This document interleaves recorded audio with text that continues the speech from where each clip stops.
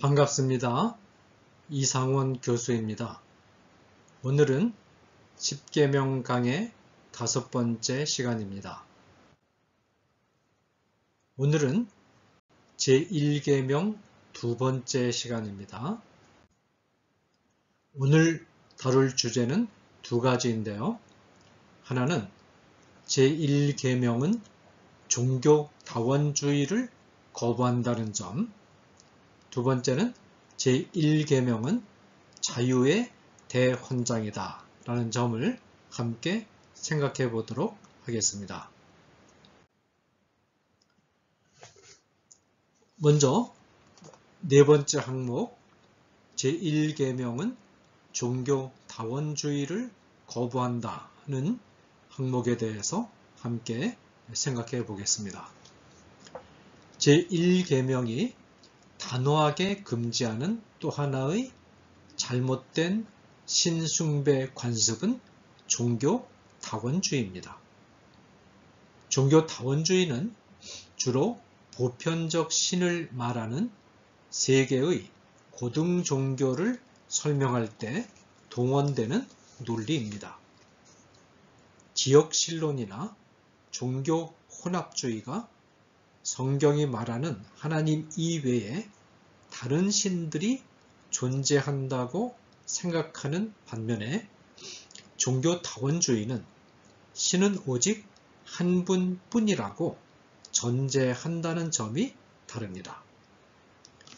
종교다원주의는 각 종교에서 신을 부르는 명칭이 다른 것은 다른 신을 가리키는 것이 아니라 신에 대한 다른 표현 방식에 지나지 않으며 따라서 각 종교마다 제시하는 구원의 길, 곧 하나님께 이르는 길은 각각 방식은 다르지만 궁극적으로는 동일한 하나님에게 이르는 길이라고 주장하는 입장을 말합니다. 따라서 종교다원주의에서는 이슬람교의 알라신, 힌두교의 디바신, 중국의 상제, 기독교에서 말하는 여호와 하나님은 모두 동일한 신을 지칭한다고 주장합니다. 그것은 한국에서 물이라고 부르는 물질을 미국에서는 water, 중국에서는 수, 인도에서는 티르타라고 호칭하는 것과 같다는 것입니다. 종교다원주의자들은 서울에서 부산으로 가는 방법에는 여러 가지가 있다는 것이죠. 비행기를 타고 갈 수도 있고, 고속열차를 타고 갈 수도 있고, 고속버스를 타고 갈 수도 있고, 자가용으로 갈 수도 있고, 배로 갈 수도 있다는 것입니다. 가는 방법은 다르지만 어느 방법으로 가든 부산이라는 목적지는 동일하다고 말합니다. 이처럼 종교마다 각각 다른 신관과 구원관을 가지고 있지만 모두 동일한 하나님을 믿고 동일한 구원을 지향하기 때문에 어느 종교를 믿어도 상관없다는 것입니다. 종교다원주의는 일반 종교학에서는 합리적인 종교관으로 받아들여지고 있습니다. 종교다원주의는 다른 종교들도 하나님을 믿고 참된 구원에 이르는 구원관을 가지고 있다는 점을 전폭적으로 존중해 준다는 점에서 예의가 바른 종교관인 것처럼 보이고 모든 종교가 싸우지 않고 평화롭게 지낼 수 있는 길인 것처럼 보입니다. 그러나 사람 눈에 보기에 그럴듯하게 보이는 것이 중요한 것이 아니라 하나님이 이 문제에 대하여 어떤 입장을 가지고 계시는가가 중요합니다. 종교다원주의가 걸려 넘어지는 걸림돌은 예수 그리스도입니다. 요한복음 10장 30절에서 예수님은 나와 아버지는 하나이니라 라고 선포하셨는데, 이 말씀은 예수 그리스도께서 성부 하나님과 동질의 하나님이라는 뜻입니다. 다른 종교의 신관이 예수 그리스도가 하나님이심을 인정하지 않는 한 다른 종교에서 말하는 신을 성경이 말하는 신과 동일시할 수 없습니다. 한 걸음 더 나아가서 예수님은 자신을 통하지 않고는 하나님을 볼 수 없다고 말씀하셨습니다. 요한복음 1장 18절 말씀입니다. 본래 하나님을 본 사람이 없으되 아버지 품속에 있는 독생하신 하나님이 나타내셨느니라. 구원의 문제에 있어서 예수님은 자신을 통하지 않고는 구원의 길이 없음을 단호하게 천명하셨습니다. 내가 곧 길이요 진리요 생명이니 나로 말미암지 않고는 아버지께로 올 자가 없느니라. 사도행전 4장 12절에서 베드로는 이렇게 선포합니다. 다른 이로서는 구원을 받을 수 없나니 천하 사람 중에 구원을 받을 만한 다른 이름을 우리에게 주신 일이 없음이라. 이처럼 성경이 예수 그리스도를 통하지 않고는 하나님을 알 수 있는 길도 없고 구원에 이르는 길도 없다고 가르치기 때문에 우리는 종교다원주의를 받아들일 수 없습니다. 잠언 14장 12절은 이렇게 말합니다. 어떤 길은 사람이 보기에 바르나 필경은 사망의 길이니라. 이 가르침은 종교다원주의에 그대로 적용됩니다. 교회가 종교다원주의를 받아들이면 다종교 사회 안에서 오래 살아남을 수 있을 것 같이 보이지만 실제로는 교회가 순식간에 없어져 버리는 길, 곧 사망의 길이 될 수 있습니다. 왜 그럴까요? 종교다원주의는 기독교와 불교와 유교가 서로 다르지만 궁극적으로는 같은 하나님을 믿고 동일한 구원에 이르게 되므로 어느 종교를 믿어도 상관없다고 주장합니다. 그런데 만일 기독교의 핍박이 가해지고 불교나 유교는 편안하게 믿을 수 있는 길이 열려 있다고 가정해 봅시다. 이 세 종교 가운데 사실 가장 핍박을 받기 쉬운 종교가 기독교입니다. 왜 그럴까요? 불교나 유교는 본질적으로 인간을 높여주고 인간의 힘으로 궁극적인 구원에 이룰 수 있다고 주장하는 종교입니다.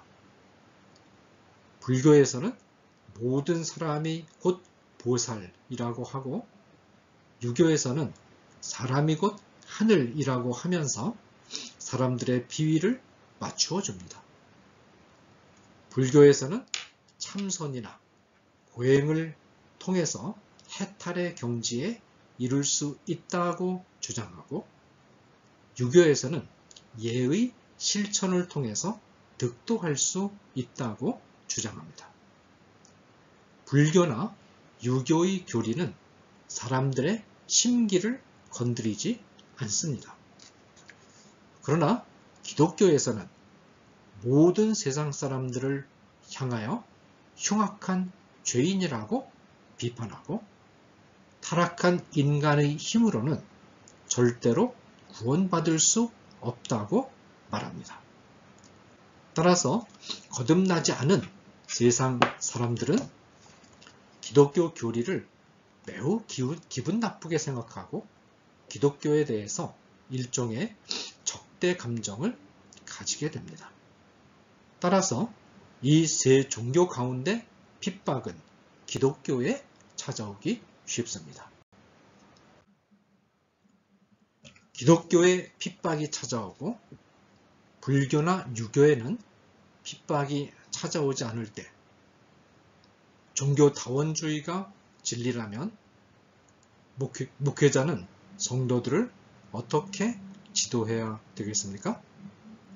자, 지금 기독교를 믿으면 핍박과 순교가 예상되니까 핍박이 없는 불교나 유교로 개종해라. 어차피 하나님은 같은 하나님이고 천국에 가는 것은 똑같은데 기독교를 믿는 것만 고집하다가 불필요한 고생을 할 필요가 없지 않느냐. 잠시 불교나 유교에 가 있다가 나중에 천국에서 만나면 되는 것 아니냐? 부산 가는 항공편에 어려움이 있으면 KTX 타고 가면 되지 않느냐? 양심적인 목사라면 이처럼 모든 교인을 핍박이 없는 불교나 유교로 보내야 합니다. 그러면 순식간에 교회가 흔적도 없이 사라져 버립니다. 잘못된 사상이라는 것이 이렇게 무서운 것입니다. 예수님을 믿는 길이 아니면 하나님을 바르게 아는 길이 없고 구원의 길이 없다는 확신이 있어야 소수의 교회라도 타협하지 않고 믿음을 지킬 것입니다. 그러면 종교다원주의를 받아들여 교회가 흔적도 없이 사라져버린 역사적 사례가 있을까요? 네, 있습니다. 바로 몽고 제국의 기독교입니다. 13세기 초 빈민 출신이었던 징기스칸이 집권하면서 중국 대륙에는 몽고 제국 곧 원나라가 시작되었습니다. 징기스칸은 탁월한 전략가로서 무자비한 정복 전쟁을 통해서 역사상 그 어떤 제국보다도 크고 강력한 제국을 건설했습니다. 이 제국이 전성기에 이르렀을 때는 전 지구의 4분의 1에 달하는 지역이 이 제국의 관할권에 들어간 일도 있습니다. 바벨로니아 제국이나 페르시아 제국, 헬라 제국, 로마 제국이 그 크기에 있어서 몽고 제국과 비교조차 될 수 없을 정도로 이 제국은 광대한 영토를 지배했습니다. 그런데 재미있는 사실은 징기스칸이 그의 통치 말년에 기독교와 접촉이 활발했다는 것입니다. 징기스칸은 기독교에 대하여 매우 호의적이어서 신앙의 자유를 허락했고 군목제도까지 도입해서 어떤 병영에는 약 800개에 달하는 이동 예배 초소까지 두었습니다. 징기스칸 휘하의 장군들 가운데는 기독교인들이 많았습니다. 징기스칸의 아들들 가운데서도 기독교인이 있었습니다. 이런 와중에 기독교가 몽고 제국 전역에 급속도로 전파되어서 원나라가 기독교 국가로 변하기 시작했습니다. 마침내 징기스칸의 손자로 3대째 왕인 구육 왕에 이르러서는 왕의 어머니가 독실한 기독교인이었을 뿐만 아니라 왕 자신도 신실한 기독교인이었습니다. 총리와 2명의 고위 관리도 기독교인이었고 서방에서 열렸던 공의회와 비슷한 신학 토론 회의도 열렸습니다. 구육 왕이 집권하면서 잔인한 살육 정복 전쟁이 중지되었는데 이것은 구육 왕이 기독교인이었기 때문에 가능한 일이었습니다. 이때 구육 왕은 기독교 원리를 제국 정부에 도입하려고 시도했으며 수많은 신학교와 교회가 제국 전역에 설립되었습니다. 그런데 불행하게도 구육 왕은 6년이라는 짧은 기간 동안 통치하고 난 후 죽게 됩니다. 구육왕의 아들인 망구왕은 구육왕만큼 신실한 기독교인은 아니었으나 적어도 형식적으로는 기독교인이었으며 그의 어머니가 또한 기독교인이었습니다. 이런 사정은 상당한 기간 동안 계속되었습니다. 그런데 이처럼 전무후무할 정도로 융성했던 몽고 제국의 기독교가 몽고 제국이 채 망하기도 전에 제국 전역에서 소멸했다고 말해도 과언이 아닐 정도로 쇠퇴해버렸고 그 이후에는 몽고 제국에 과연 기독교가 전래된 일이 있는가 하는 의심이 들 정도로 흔적도 없이 사라져버리고 말았습니다. 여기에는 여러 가지 원인이 있습니다. 가장 중요한 원인 가운데 하나는 몽고 제국 후기에 이르러서 회교 제국인 사라센 제국이 세력을 얻으면서 잔인하게 기독교를 괴멸하기 시작한 데서 찾을 수 있습니다. 이때 몽고 제국 변방에 있던 많은 기독교인들이 회교의 잔인한 살육을 견뎌내지 못하고 회교로 개종했습니다. 게다가 타메르 레인이라는 아주 잔인하고 천재적인 군사 전략가가 몽고 제국의 왕으로 집권하게 되었는데 타메르 레인은 회교로 개종한 뒤 기독교 세력에 대한 증오심을 품고 조직적으로 기독교도들을 죽이기 시작했습니다. 타메르 레인은 제국 내 수천 개의 도시를 습격해서 도시마다 수만 명에서 수백만 명에 이르는 기독교인들을 찾아내 죽였습니다. 게다가 이 당시 전 세계적으로 흑사병이 돌아서 유럽에서 약 2,500만 명이 죽고 아시아에서 3,700만 명이 죽는 사건도 겹쳤습니다.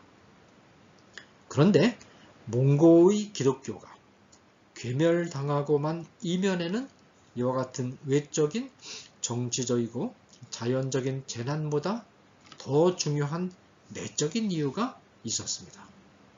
그것은 몽고 제국의 기독교가 출발부터 종교다원주의를 용인한 기독교였다는 데 있습니다.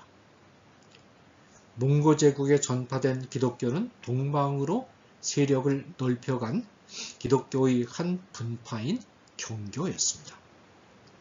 경교는 네스토리우스라는 사람에 의해서 시작된 기독교의 분파입니다. 경교는 기독교의 초월적인 진리를 합리적으로 설명하려다가 이단으로 빠진 종파였습니다. 예컨대 네스토리우스는 그리스도 안에 있는 인성과 신성은 서로 아무런 상관도 없는 두 개의 별개의 자질이라고 가르친 인물입니다.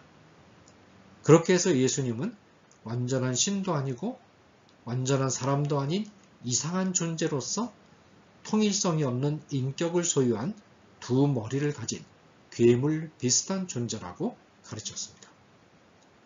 네스토리우스는 서방에서 이단으로 정죄당한 후에 동방에서 교회를 시작하게 되었는데 그것이 바로 경교입니다. 그런데 경교는 그 출발부터가 그렇듯이 언제나 교리에 대해서 타협적인 입장을 취했습니다.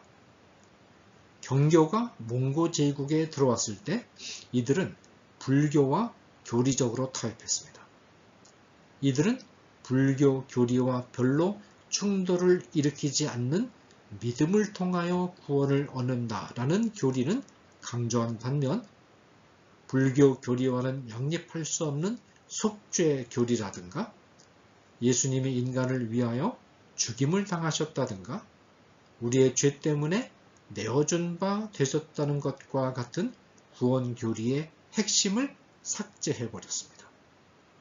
살생을 금기시하는 불교 교리와 죽음을 핵심으로 하는 구원 교리가 양립할 수 없었기 때문입니다. 그러자 몽고 제국의 기독교는 불교와 별다른 차이가 없는 종교가 되고 말았습니다. 기독교는 예수님을 믿음으로 구원에 이르는 종교이고 불교는 부처를 믿음으로 구원에 이르는 종교인데 어느 종교를 택하든 별 차이가 없다 하는 생각이 몽고 제국 경교인들의 의식 안에 자리 잡기 시작한 것입니다. 그러다가 몽고 제국의 핍박이 시작되자 대거 불교로 개종하고 말았습니다. 불교 사찰에서 종종 발견되는 십자가 문양은 불교에 기독교인이 들어왔었다는 것을 보여주는 것입니다. 그 결과 정말 놀랍게도 몽고 제국에서 그렇게 번성하던 기독교가 거의 흔적을 찾을 수 없을 만큼 전멸해 버린 것입니다. 자, 이제 5번째 항목으로서 제1계명은 자유의 대헌장이다 라는 말씀을 드리겠습니다.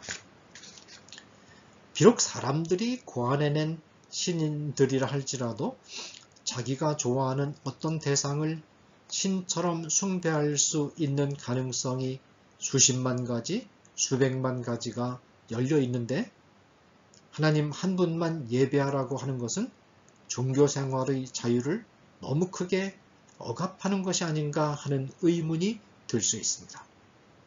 그러나 조금만 깊이 생각해 보면 제1계명은 우리를 억압하는 명령이 아니라 우리를 많은 속박으로부터 해방시키는 자유의 대헌장이라는 사실을 어렵지 않게 알 수 있습니다. 우리가 어떤 대상을 신으로 섬긴다는 것은 그 대상에게 철저히 종속되는 노예가 된다는 뜻입니다. 제1계명은 여호와 하나님 한 분을 제외하고는 그 어떤 대상에 대해서도 노예가 되지 말라는 명령입니다. 이 명령은 하나님을 제외한 모든 힘이나 귀신의 세력으로부터 인간을 해방시키는 자유의 선언입니다. 인간이 신으로 숭배할 가능성이 가장 큰 것들 가운데 하나가 천사입니다. 제1계명에 따르면 우리는 천사도 섬겨서는 안 됩니다. 천사도 신자들을 돕기 위해서 하나님이 보낸 심부름꾼일 뿐 경배의 대상이 될 수 없습니다. 그러므로 히브리서 1장 14절은 이렇게 말합니다. 모든 천사들은 섬기는 영으로서 구원받을 상속자들 즉 신자들을 위하여 섬기라고 보내심이 아니냐. 제1계명이 하나님 이외의 모든 대상에 대해서 예배하는 것을 금지한 이유는 이 모든 대상이 피조물에 불과하기 때문입니다. 하나님은 하나님 자신을 제외한 모든 피조물에게 부당하게 입혀졌던 신성의 옷을 걷어내고 그것들이 모두 피조물에 지나지 않음을 분명히 하셨습니다. 이처럼 제1계명이 피조물로부터 신성의 옷을 걷어냈기 때문에 자연과학과 과학기술이 발달할 수 있었습니다.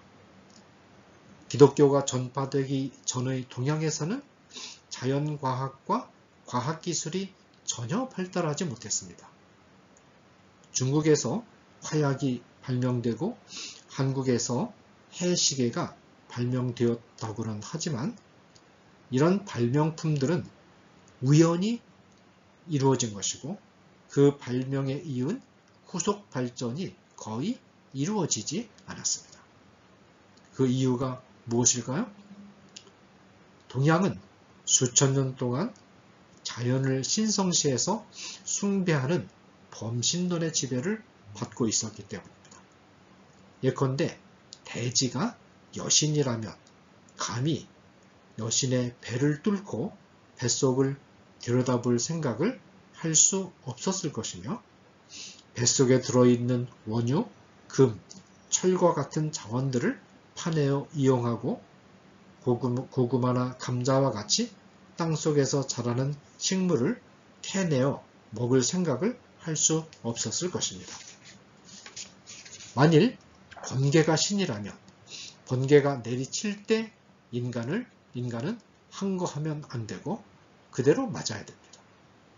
그러나 번개가 신이 아니고 피조물에게 나타나는 현상에 지나지 않기 때문에 번개를 분석하고 피뢰침을 만들어 번개를 소멸시킬 수가 있는 것입니다. 대지나 번개가 피조물에 지나지 않기 때문에 땅을 정복하라 라는 창세기 1장 28절 명령에 따라서 땅을 들여다보고 연구하고 기술을 개발해서 땅속에 있는 자원을 캐내어 이용할 수 있었고 번개를 연구하고 번개를 막는 기술을 개발할 수 있었던 것입니다. 네, 오늘은 여기까지 진행하겠습니다. 감사합니다.